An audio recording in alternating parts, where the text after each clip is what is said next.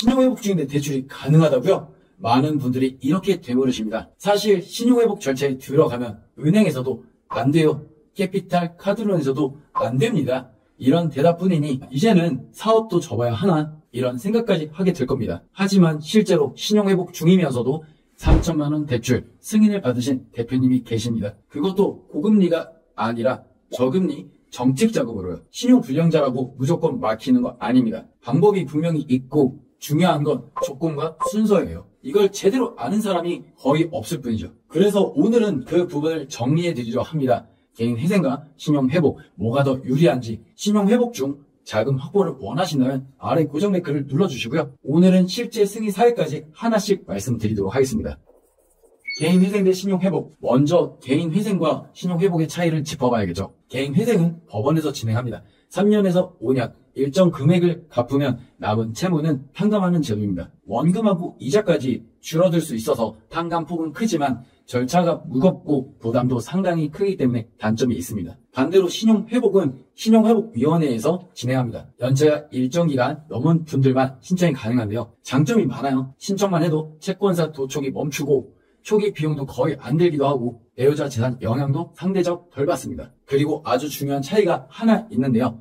개인 회생은 법원 결정까지 시간이 오래 걸리고 초기 비용도 들어가는 반면 신용회복은 진행 중에도 정책자금을 신청할 수 있다는 점입니다. 그래서 당장 자금이 필요하신 분들한테는 신용회복이 훨씬 유리할 수 있습니다.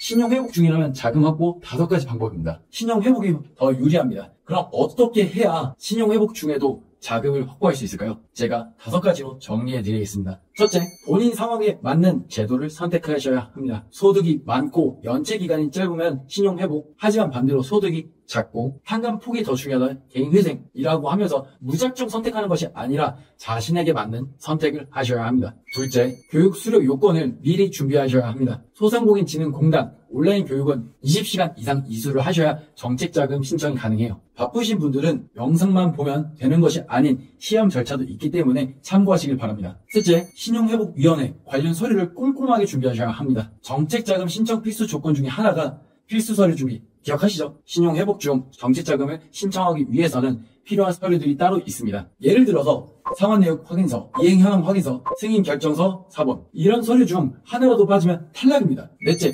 사업계획서를 설득력 있게 쓰셔야 합니다. 매출이 줄어서 어렵다 이런 단순한 얘기 말고 왜 줄었는지, 앞으로 어떻게 회복할 건지 근거를 구체적으로 제시하셔야 합니다. 심사위원이 이 대표님은 정말 다시 일어설 수 있겠구나 이렇게 느껴야 합니다. 5번째, 상환 계획은 현실적으로 잡으셔야 합니다. 무리하게 크게 잡을 필요 없어요. 물론 갚겠다는 의지도 중요합니다. 다만 심사위원은 의지보다는 실제 가능성을 보기 때문에 결국 중요한 건 금액을 크게 잡는 게 중요한 게 아니라 끝까지 지킬 수 있는 금액을 잡는 게 핵심입니다.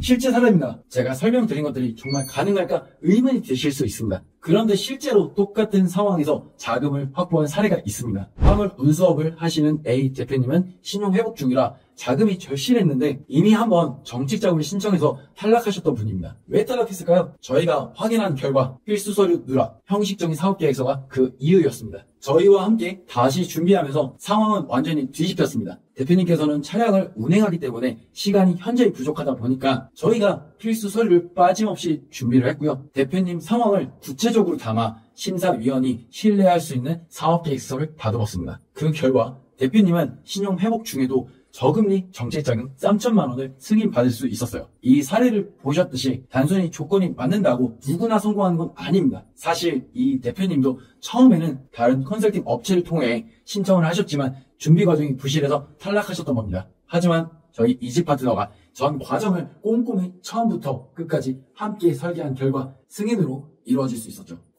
마무리입니다. 여러분, 신용회복 중이라고 해서 자금의 길이 완전히 막히는 건 아닙니다. 제도는 분명히 존재하고요. 그 문을 열 수 있는 열쇠는 바로 준비의 완성도입니다. 특히 정책자금은 공고가 언제 나올 수 있는지 알 수 없습니다.